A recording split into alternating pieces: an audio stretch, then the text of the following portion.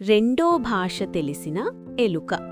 ఒకప్పుడు ఒక చిన్న ఎలుక పిల్ల తన తల్లి ఎలుకతో కలిసి ఒక పెద్ద వెచ్చని ఇంట్లో గోడ పక్కన ఉన్న చిన్న రంధ్రంలో సంతోషంగా నివసించేది. వాళ్లకు తినడానికి చాలా చీజుండేది. ఏ కొరత లేకుండా ఆనందంగా జీవించేవాళ్లు. ఒకరోజు తల్లి ఎలుక తన పిల్ల ఎలుకను ఇంటి బయటకు తీసుకెళ్లాలని నిర్ణయించింది.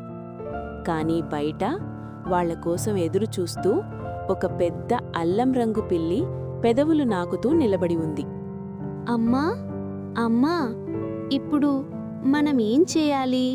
తల్లి ఎలుక కాస్త ఆగింది. ఆ ఆకలితో ఉన్న పిల్లి కళ్ళలోకి చూసింది. కాని ఆమెకు భయం లేదు.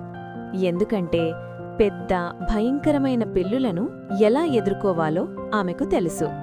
వుఫ్ వుఫ్, బార్క్ బార్క్. ఆ శబ్దం విన్న వెంటనే ఆ పిల్లి భయపడి అక్కడ్నుంచి ఎంత వేగంగా వీలైతే అంత వేగంగా పారిపోయింది. వావ్ అమ్మా, అది ఎంత అద్భుతంగా ఉంది! నా బిడ్డా, అందుకే ఎప్పుడూ రెండో భాష నేర్చుకోవడం మంచిది.